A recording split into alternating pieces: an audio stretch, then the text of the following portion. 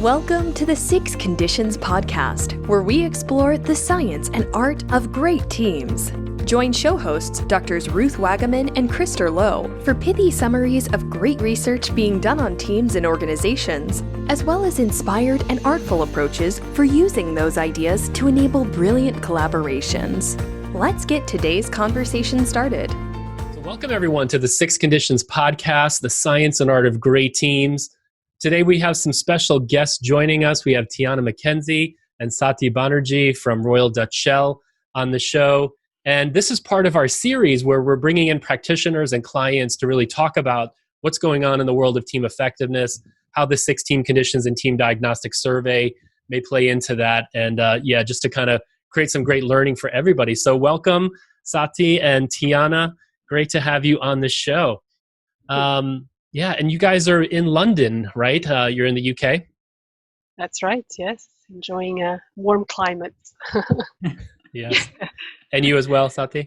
Yeah, God, there's a heat wave at the moment, and yes, not very good at handling heat waves, but it's all good in London. Gotcha. Nice.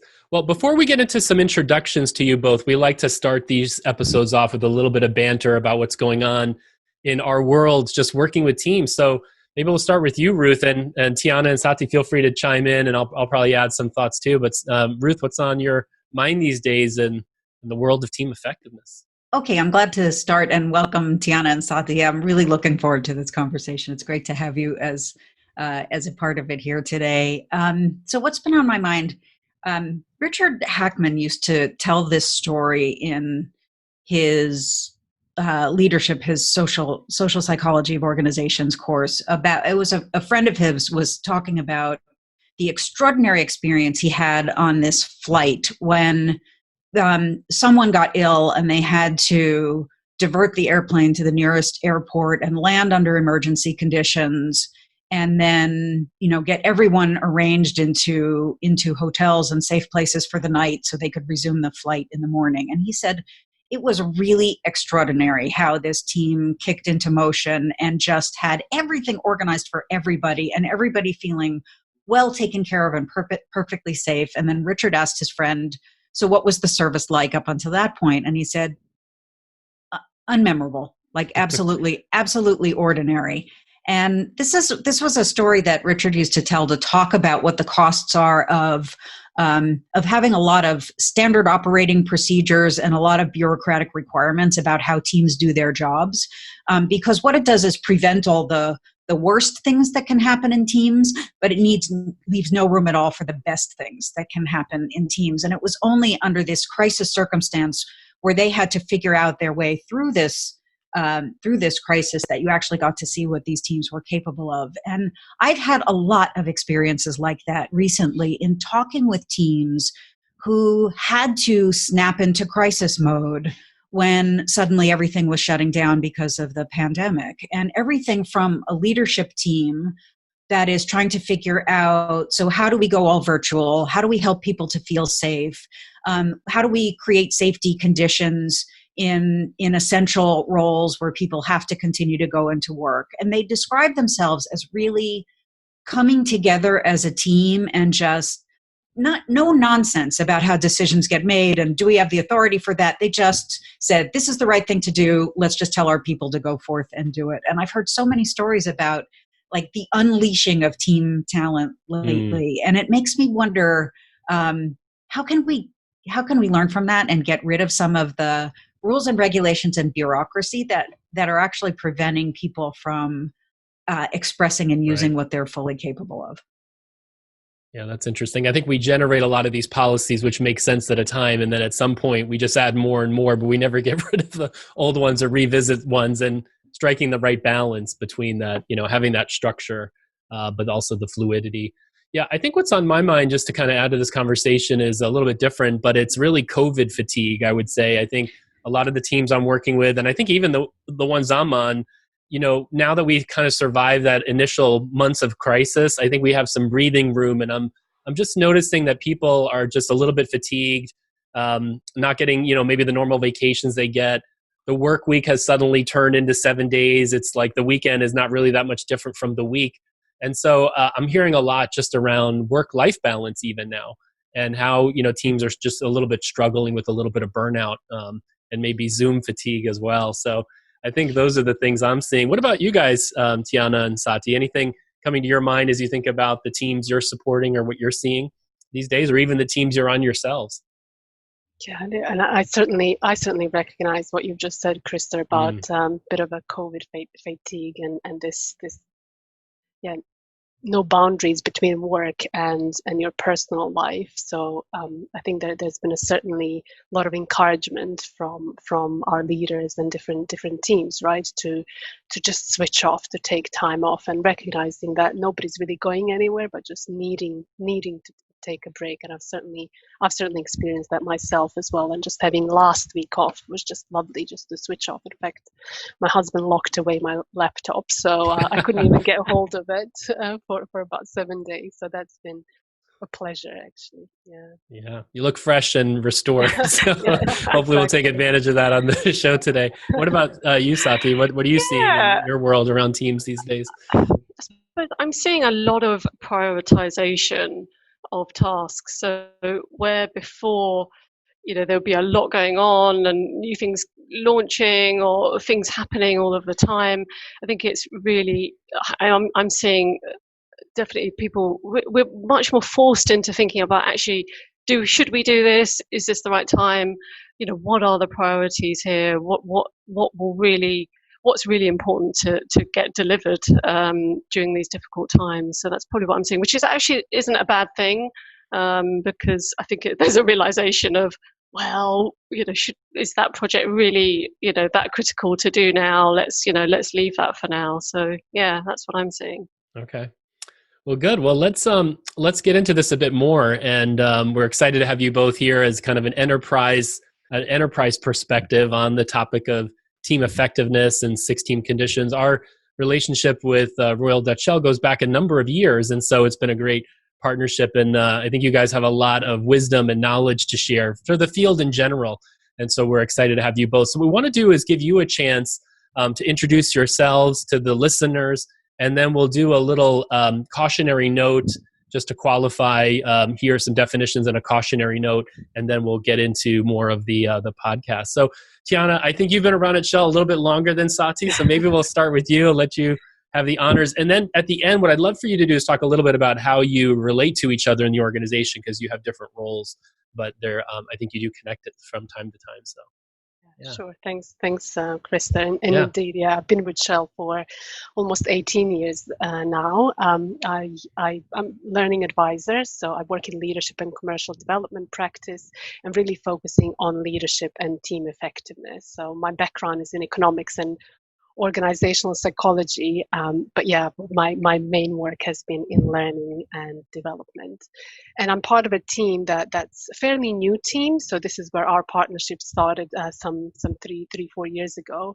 And the team specifically focuses on developing world-class teams. So we do that by providing thought leadership in the area of teams, providing team products and services that are fit for purpose, and also providing consultation for our practitioners, teams, and team leaders. So it's a bit of a blend of the work.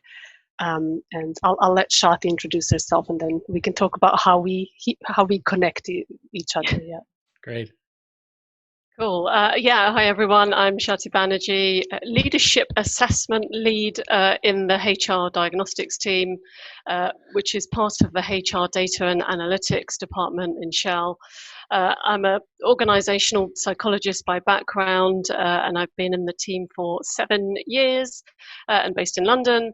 And the diagnostics team is responsible for our annual staff survey, the design of recruitment assessments, our assessment of potential, and also leadership assessments as well, which is my area. We often collaborate with many departments, including Tijana's area, which is leadership and commercial development, on projects to look to deliver an evidence-based approach to interventions, and we've worked together to refresh our approach to team effectiveness across the company. Awesome. Okay, just before we get into the content of this episode, we would like to share this disclaimer from Shell. If you're watching the video version of this podcast, go ahead and pause this and read over these definitions and a cautionary note. And if you're listening by audio, in the show notes to this episode, as well as in the introduction in your podcast player to the episode, you will find this cautionary note and definition. So please pause the episode, take a look at that, and then we'll get into the content next. Well, maybe it'd be great. I'm sure for the listeners, they're familiar with Royal Dutch Shell, one of the largest companies in the world, major energy company, impacts the lives of probably everyone all over the world. But obviously a very large organization. You have a huge employee base, probably countless teams, thousands or tens of thousands of teams. But maybe we could set the stage a little bit for, team effectiveness at Shell and a little bit of the Shell context. And then we'll kind of pivot a bit more into why team effectiveness is something that you're investing in systematically. And as we get into the episode, there's been a fair amount of data being collected. And so I think there's some interesting linkages and evidence about how team effectiveness links up to employee engagement, operational excellence, and other kinds of outcomes. So yeah, why don't we start a little bit about the context at Shell and the context for team effectiveness? Yeah. Thanks, Krister. And indeed, like you said, so many teams in Shell, right? And I don't even know the latest figures, but certainly we're in thousands. And again, typically each of us works on 3 different teams at a time, depending on the nature of our work and the context, right? So really how we collaborate and work together is hugely important. And we really see team performance as a lever for us to pull on to achieve our strategic purpose, right? So we know that businesses and functions that have stronger team performance have also stronger business results. And when I think of team effectiveness, it's been part of Shell for the longest time, but as a practice, we've been on a journey for probably about 15 years, and we've gone from having probably 50 different frameworks and models and tools to really having a couple of key tools to drive the conversations around the team effectiveness. And this work started probably some 10 years or so, where we tried to streamline this. And given this whole extensive body of research and the constant evolution on the topic of team effectiveness, we really need to be ahead of the trends, looking at the sound evidence, science, and analytics. So it's really putting the emphasis on teams, not just individual leaders. As a company, we've invested a lot of time in developing individual leaders who lead multiple teams. And then when we dug a little bit deeper, it's also about how do we support those leaders and their teams. So not just for their own individual leadership, but how they lead and coach the teams. And this is really where the team effectiveness comes in. Sathi, anything to add to that? Yeah, no. I suppose from a HR diagnostics perspective, it's we're really looking to ensure that our approach to team effectiveness, as Tijana's said, is based on solid theory, research, and uses assessments that are valid and reliable. So that we know that when we invest our time in this, we are focusing on the right areas that will drive team performance as well. So yeah, it's key to us. Nice. So maybe what we could do is then talk a little bit about, Tijana, you mentioned you think you had about 50 different team effectiveness frameworks and assessments at one point, and you kind of boiled that down, which probably is an interesting conversation unto itself. But I think you've landed on a couple of different ones that you're trying to, standardize or use throughout the organization. So tell us a little bit about that and how the 6 conditions in TDS got into the mix. Yeah, so indeed, and it was back in 2017 where we started this journey of, even though at that point we already streamlined it from 50 down to 3 or 4, it was time to sort of refresh it, right? To look at it, are these the right tools? Are these the right frameworks? And this is where Sathi and I worked closely together to look at it. What is it that we have right now? And what is it that we actually need, looking at our context, Shell's context, right? What's most needed. And one of the things that we actually discovered, that we never had one single team effectiveness framework. And this is where the work of 6 conditions came in. So looking at one framework that we can have, so having the same language, having the consistency across teams in Shell. So it was back in 2017. I still remember initial conversation with Ruth, and I think I caught her somewhere in between lectures, trying to explain what we're trying to do and what's happening. So yeah, it was. For us, the starting point was the 6 conditions, right?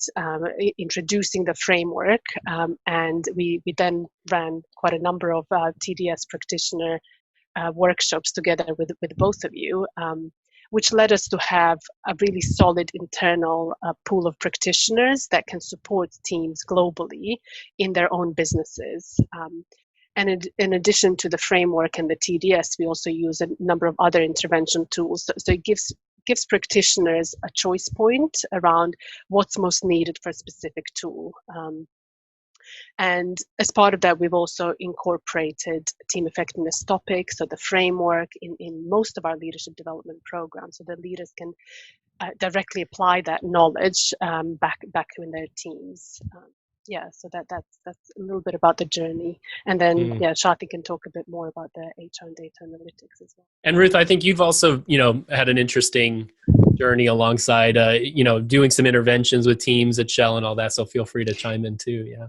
Yeah, I was just going to note what you're describing is this whole suite or portfolio of ways of bringing team effectiveness frameworks to your leaders and to your enterprise. So you've got this whole internal cadre of team development professionals who can intervene directly with teams.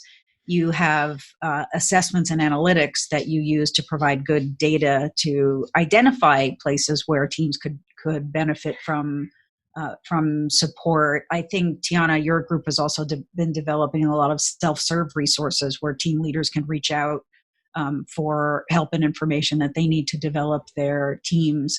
I wonder if there are other parts of the portfolio that you've built that we haven't mentioned yet. Yeah, and indeed, it's so a couple of things in addition to developing our practitioners, right, and building that base. It is around how do we equip leaders and team leaders that may not have the access to the practitioners, even though we have quite a strong base. There's thousands of teams, right? How do we support all of them? And that's where the self-serve toolkits have come in. So helping team leaders also figure out how do we work with those. And one of the other areas that obviously we have that as an external community of practice. So for example, all our practitioners can attend the external communities of practice that you guys host on a regular basis. We also have internal community of practice. And again, it's hosted based on the knowledge and certification in a particular tool. So it gives us that community as well, internal, that people can share their best practices and also collaborate across, right? So it's not always just supporting my own team in my own business, but who else can come and help from across different businesses. So it gives that bit of sharing of best practices across the team. I'm curious how you guys see the 6 conditions framework and the Team Diagnostic Survey as what's the role that they serve in your portfolio?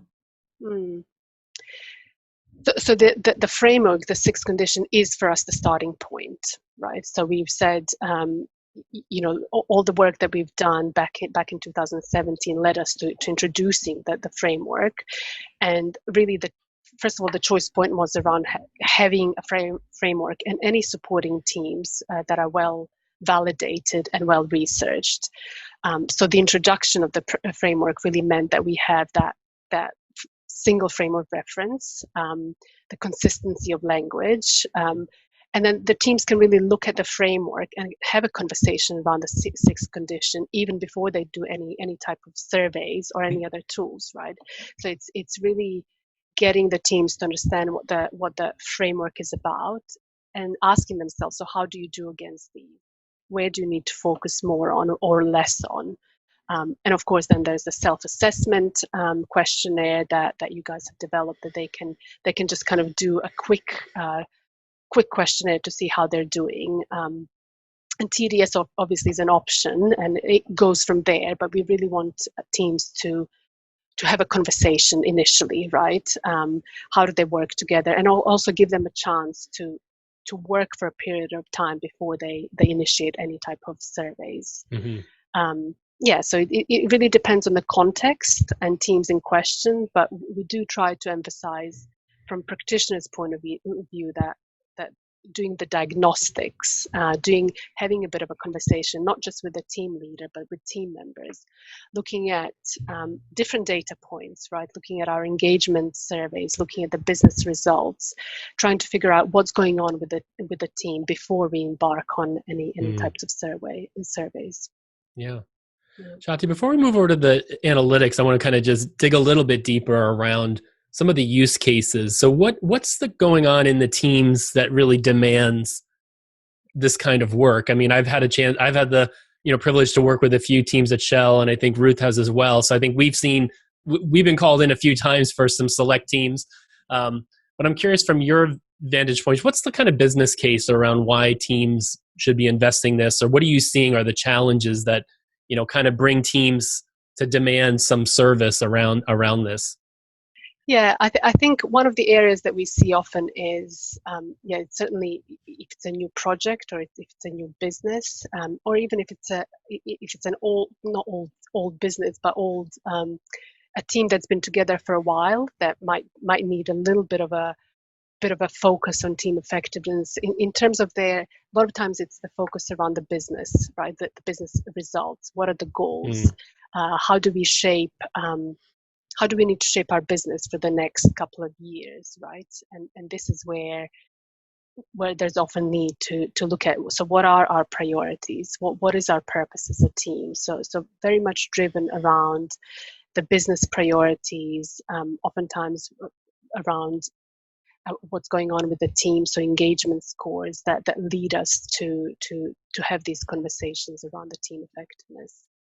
And some teams have been on the journey for a while, and they certainly one of my recent examples talking to one of the practitioners is the team that he's been supporting is a team that's been on a team effectiveness journey for 4 years. It's a leadership team that's been consistently together, but they've made a real deliberate choice to make sure that they focus on different dimensions of team effectiveness. So looking at the purpose, looking at what do we need to achieve for the next year or so, and really making sure that it drives the results, the business results as well. So even though this specific team didn't use the framework and 6 conditions to begin with, towards the end, and this was when they came towards the end of their 4-year journey, they did the survey together, and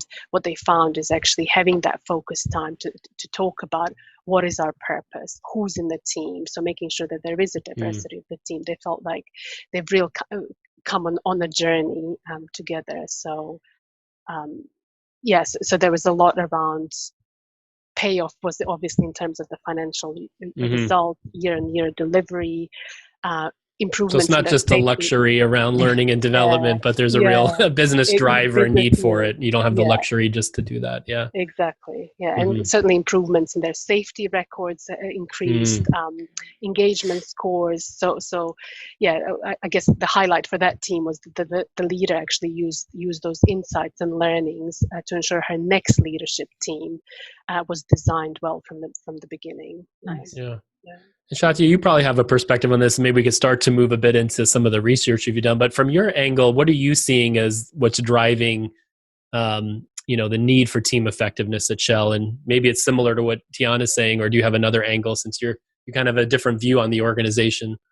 Although I don't know if I really see it. The demand comes through to Tijana's area, so I'm not sure I see that. She funnels, that team funnels that. So we're a bit. They protect us from that. Gotcha. Okay. So then why don't we pivot a little bit in? Tijana deals with all of it. Okay. Yeah. So why don't we pivot a little bit then, Sathi, into what your research has been about, which is, we've run a fair number of team diagnostic surveys at Shell, and you're doing research on employee engagement. So why don't we talk a little bit about some of the work that you've been doing and some of the linkages? I think that'll be interesting for the listeners. Yeah. Yeah, absolutely. It's great to have the opportunity to share our analysis. Let me give some background context first. I mean, in Shell, we believe that engaged employees make a more valuable contribution to the business, to our success. And the HR analytics team have already found engagement to be related to Shell's safety performance. So, safety is a key part of our culture. Many of our employees work in areas that could be hazardous or dangerous if you're not careful. And the HR analytics team have found that higher engagement scores predict fewer exposure incidents. We also find that increasing employee engagement decreases accidents and recordable cases. And we find that a 1% increase in employee engagement, as measured by our staff survey, leads to a 4% decrease in accidents. And so, this findings really resonated in the organisation.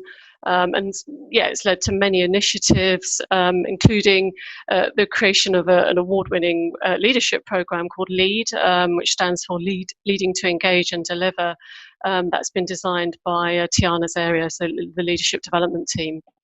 And so more recently, the HR analytics team have analysed the TDS data, and here we've found some strong positive associations between the TDS conditions and employee engagement as well. So all of the TDS conditions are strongly associated with driving employee engagement in Shell. In particular, a 1-point increase on real team, right people, and supportive context each results in a 9% increase in employee engagement. So it's a massive finding for us. Also, further analysis showed that certain sub-themes were associated with employee engagement. So sub-themes like stable and consequential were most strongly positively associated. Consequentiality. These purpose. are great findings. Stable teams with consequential purposes have significantly higher levels of engagement. Got it. Yeah. Great. It's interesting because over the years I've been in team coaching for 6 or 7 years now, and I've always had this hunch that part of the problem we have around employee engagement is that we've overemphasized the individual as the unit of analysis, and that because we are such group species, that when we're part of a group, other psychological needs get met around belonging. You can find purpose in that, if it's a good team, because we all have the team stories that aren't so good. But I've always had this sense that a lot of our antidote to employee engagement could be met or could be solved by being part of teams. And so it's nice to really see some link up here that actually creating a great team influences engagement, which then leads to other interesting outcomes like safety, which obviously at a company like Shell is paramount. And, of all the organizations, and I have had the benefit of the last 20 years to work with a lot of different kinds of companies, you guys definitely are tops when it comes to safety. Just walking through the Shell buildings, holding the railings when you're going down. I mean, I remember some of you came to New York for our certification training. Like the first question you asked was, what's the exit? How do we get out if there's an issue? So safety culture is really serious at Shell. Yeah. So I'm curious, Ruth, I think you've been involved a bit as well in this analysis here. So I'm curious if you have a perspective, or if there's other relationships here. I know there's some around people development and operational excellence. So it'd be interesting to tease some of those findings out as well. Yeah, I would just love to hear a little bit more from you, Sathi, about what you're excited about that you saw in the findings. I know. We also looked at associations with other areas measured by our staff survey around people development and operational excellence. And again, strong positive associations were found between the TDS conditions for both these areas. In particular, supportive context has the highest impact. So a 1-point increase in supportive context results in a 12% increase on our people development dimension score. And here people development looks to assess areas like seeking opportunities to develop, receiving feedback from others, and openly discussing mistakes to learn from them. And so that was, a really strong finding for us. And then the sub-themes here were about having a compelling purpose that was clear, consequential, and also having access to education and consultation, which kind of makes sense. And then for operational excellence, which just a quick question on that before we go on.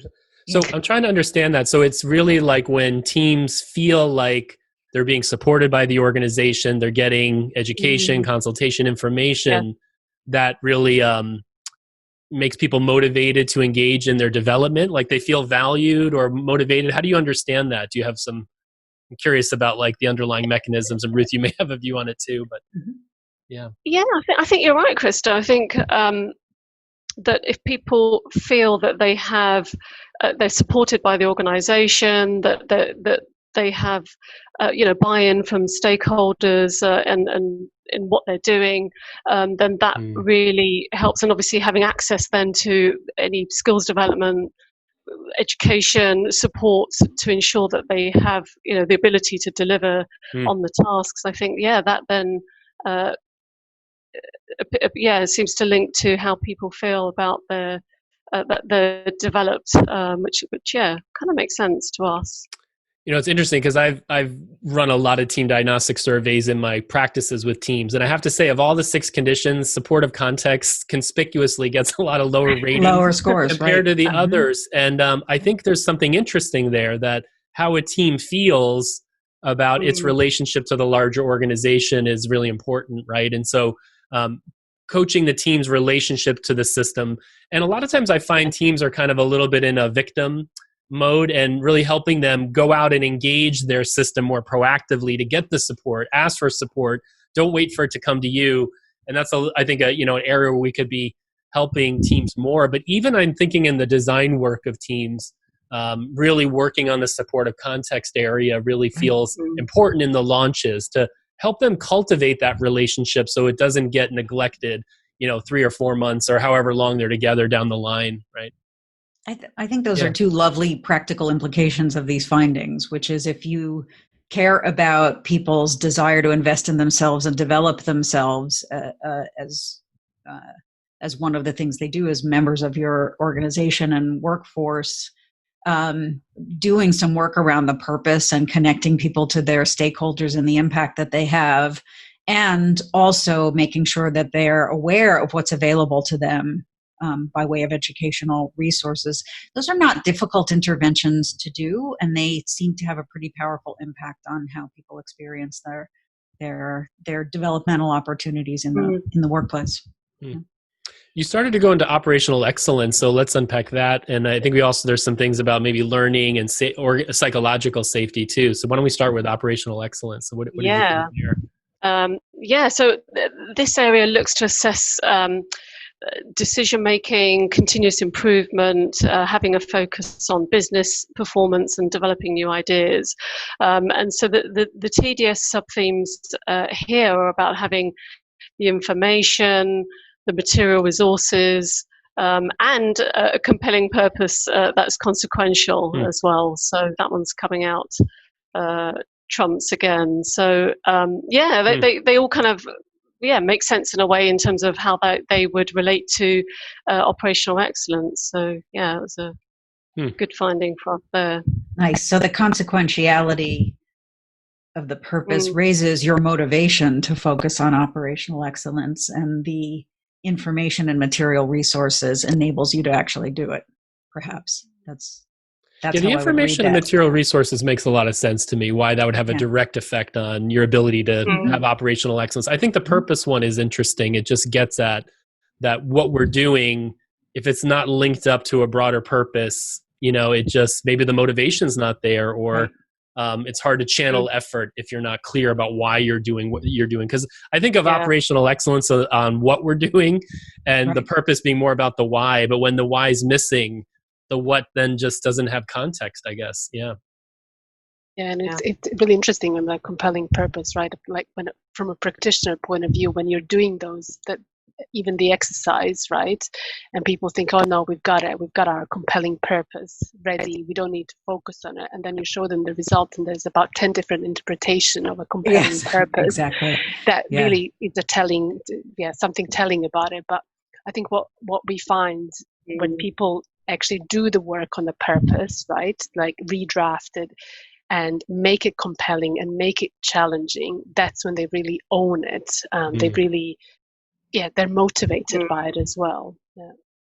Yeah.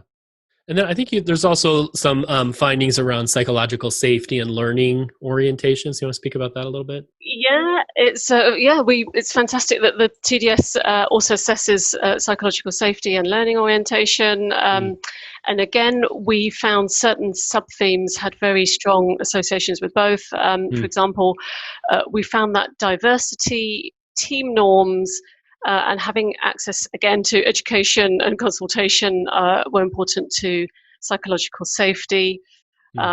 And then for learning orientation, we also found that having a compelling purpose that was consequential, coming up again, team norms, and again, access to education and consultation were key as well. So some similar, but some new areas coming up as well around team norms.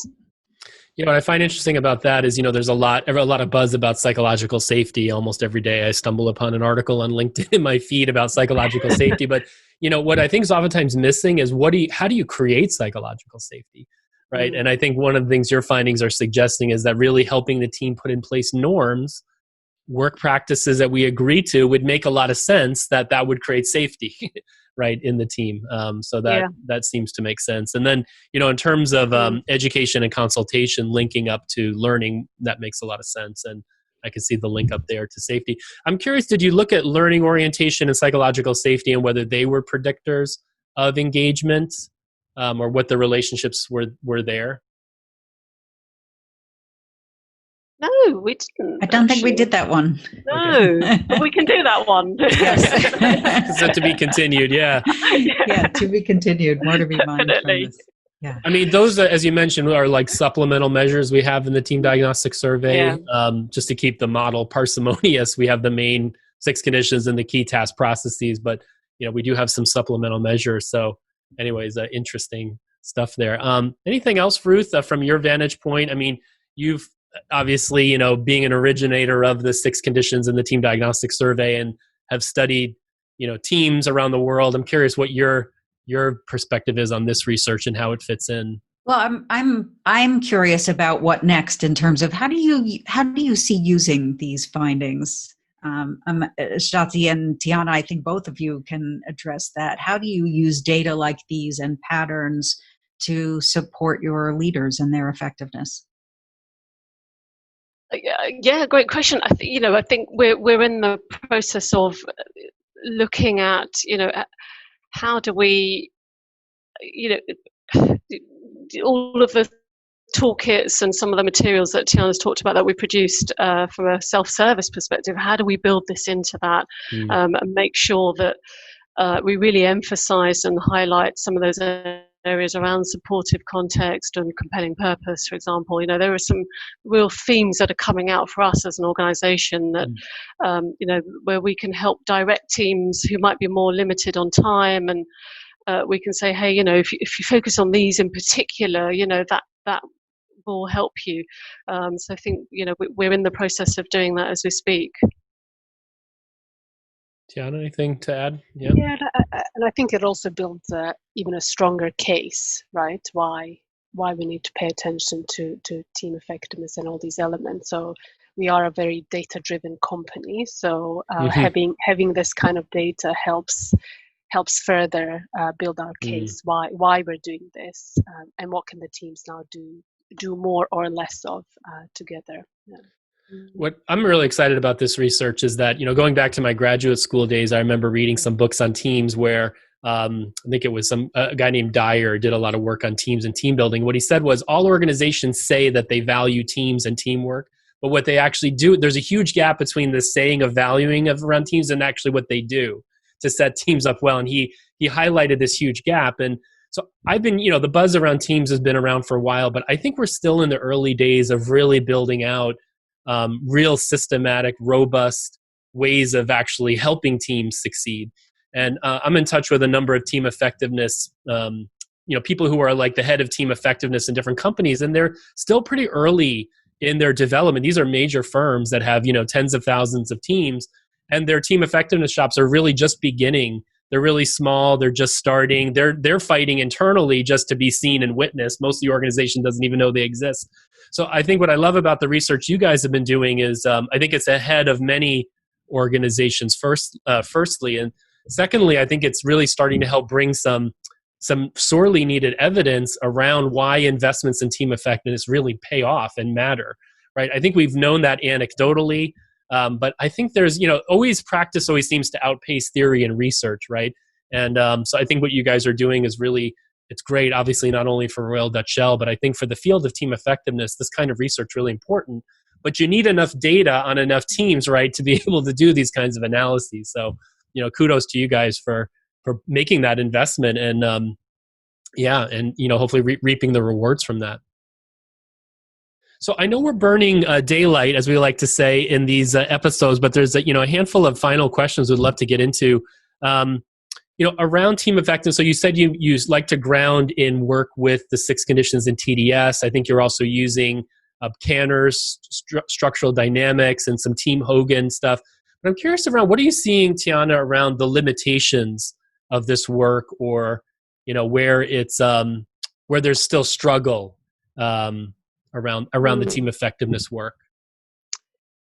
Yeah, it's an interesting question in terms of struggles and some of the challenges we've seen. And I guess part of the struggle with us is what we said, it's a journey, right? That oftentimes we've seen teams just wanting to do this as a one-off, trying to cram it into their team agenda, do something for an hour. I think that we're still having those conversations, that it's not just a one-off, that it's a journey. And even if you look at 6 team conditions, right, every condition needs a lot of time and focus. So that's one of the things that we're finding, and a lot of practitioners are finding, is having these conversations with teams, that it takes time, right? That great teams are not going to be formed overnight. It requires a lot of energy, not just from practitioners, but actually the teams themselves need to roll up their sleeves. I think that's part of the challenge. And I think another one is obviously making sure that everybody has these resources. We do have practitioners that can support some of the teams, but making sure that everyone has an access to resources. And part of that challenge is, again, making sure that the resources are fit for purpose, that people can just pick them up. So we've done a lot of investment in our time, making sure that if a leader or team wants to do something with this, we still need to educate them a little bit around this work. So even though it's like, here's a self-service, but it's not really a self-service, because I need to still give you a little bit of a support there as well. So those are kind of the main challenges, I would say. And obviously in today's context, I think it's also trying to find that supportive context is really important. So even things like technology and team platforms to enable these team conversations have become really important. Yeah. I'm curious, I've been supervising a lot of team coaches over the years, and I've been on that journey myself. And I know that actually taking teams on journeys isn't it requires a whole set of skills to be able to do that. So I'm curious, Tijana, what you're finding around, you guys have a really large organization development and learning group, hundreds of people, but I'm curious, what are you finding around, what does it take to do this work? Because I imagine you have very seasoned OD and learning practitioners that this is a bit easier of a jump to go beyond just a team building event or one-off team builder type thing to actually really helping them design, launch, and coach themselves well. I'm curious if you have any sort of high-level observations around that challenge. Because I think that's a very real one, right? Yeah. Doing making the pivot to one-on-one executive coaching is one level of challenge, but I think helping a team, it's a lot more complex. There's a systems dynamics and pressures and others. So I think there's a learning curve there. That's not just, you can't just do that in 6 months or a year and think you're going to be good at it, right? It takes some effort, right? And time. Yeah, indeed. So part of it was, it is doing the training, right? But actually doing the work is when the journey starts. And I think yes, a lot of us, speaking with my own experience, and I know Sathi and I did some of the sessions together, is just actually launching yourself into the work, and having a little bit of a support. So having another person to listen as well, right? So when you're doing these sessions, you may not often pick up things that are happening in the room. And doing them over and over again, I think that's part of it. And one of the things, and I think both of you have taught us, it's you can prepare, right, and over prepare, but then when you're in a conversation, you really don't know what's going to happen, and just being comfortable in that space is something that practitioners need to become comfortable with, right? And I guess one of the other areas that we hear a lot is, especially if you're impartial to the team, right, you actually have that advantage of saying things that others may not want to say it, right? So it's almost like you have a duty to call out things that need to be said. And that also takes a bit of a courage as well from a practitioner's point of view. But yeah, I think just it's a great piece of work as well. I think a lot of us love it. So just launching yourself in it and supporting teams across, I think, and supporting practitioners. I think that's been a big part of the journey. So having our little community of practice, regular connects that people can share their case studies, right? What's going on for them, and how can others help, has been really big part of this journey. It's great. Yeah. I think we should start to move into a little bit of a round of closing. So maybe we can, both Ruth and I can say some comments, and then we can leave it to both of you. Anything else you'd like to just share here? Parting advice, words of wisdom, anything for the listeners out there working in team effectiveness, whether they're, OD practitioners or they're enterprise leaders working in team effectiveness, or HR analytics and data folks. Anything you'd like to say in closing? The closing comment I'd like to say is, I don't think we could do this episode with a little shout out to Jorrit Vandertalk at Shell, who is an executive vice president in HR for strategy and learning. And I was having a dinner once with him in The Hague with Ruth, and this was the first time I met him. And he did a PhD, or I think he has multiple degrees, just really smart guy. And his PhD was on team effectiveness. And he started off by saying that Ruth was one of his intellectual heroes. And I think it was his influence that ultimately brought Ruth in, the 6 conditions, and that's where it began. So just want to do a little shout out to Jorrit, because I think without him, we might not be having this conversation. I know he's just recently moved on to a new role as an EVP for Shell's downstream HR. So congratulations to Jorrit if he happens to be listening to this episode. But anyways, for me, it's been wonderful collaborating with you guys, and hope that continues, and to see how together we all are on a journey together to try to improve effectiveness of organizations. And I think now in the energy transition, which you guys are really heavily involved in, there's a lot of consequentiality in terms of how we are operating. And, the future is very challenging on the one hand, but also probably fraught with opportunity if we can come together and really collaborate with and create great teams, right? Because that's at the end of the day how we're going to get there. So Ruth, maybe we'll go to you and then to Sathi, and then we'll have Tijana go last. Yeah. I really appreciate you giving a shout out to Jorrit. I want to echo that. That's just lovely. I just also want to celebrate how much learning we've been doing together, and in this latest round with you, Sathi, actually diving into the data and seeing what the data about all of these different teams and their functions are teaching us about where there is still work to be done, and what the payoff of the work can be for how people experience their workplaces, for their safety, their learning, their growth, development. So my gratitude for the learning that we're doing together, and hope we get to continue to do more of it. It's been really exciting. Absolutely, yeah. I hope that continues, and we continue to do more analytics together. I suppose for me, more broadly, Shell is striving towards implementing evidence-based HR methodologies. There are many diagnostic tools in the area, particularly of team effectiveness, some of which have little or no validity. And it's important to hold tight to the well-researched and validated tools like the TDS. And as a practitioner, you have the data points then to back you up. But then on top of that, it then allows you to use the data generated for analytic purposes that provide even further value and insight to organizations. So hold tight on that. Yeah. Good stuff, Sathi. Absolutely. Thank you so much. Yes. So Tijana, let's close it out with you. So Yeah, no, and I would echo everything that's been said so far, and I think it has been a journey, and it's the start of the journey. I think it's still early days for us, but yeah, it's holding forth to what Sathi said, in terms of there's so many different tools and models and methods out there, but yeah, I think it's not just the tools and models, right? For me, it's always the conversation and the dialogue that often gets missed out with the team. So I think having that time, and actually something that goes with the psychological safety, right? Having that equal voice is key. So everybody in the team that can safely speak up, this is what drives team effectiveness for us as well.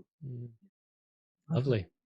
Well, so glad to have you guys on the show. I'm sure the listeners got a lot of value and out of this episode, and hopefully, generates more interest and questions than answers, but some good answers in there already. And again, thank you both for coming onto the show, and we look forward to staying connected and in touch soon.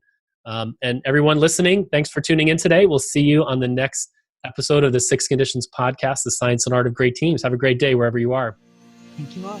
Thanks for tuning in to today's episode. For show notes, links to great resources mentioned in the podcast, and for more information, go to 6teamconditions.com. See you next time on the 6 Conditions podcast.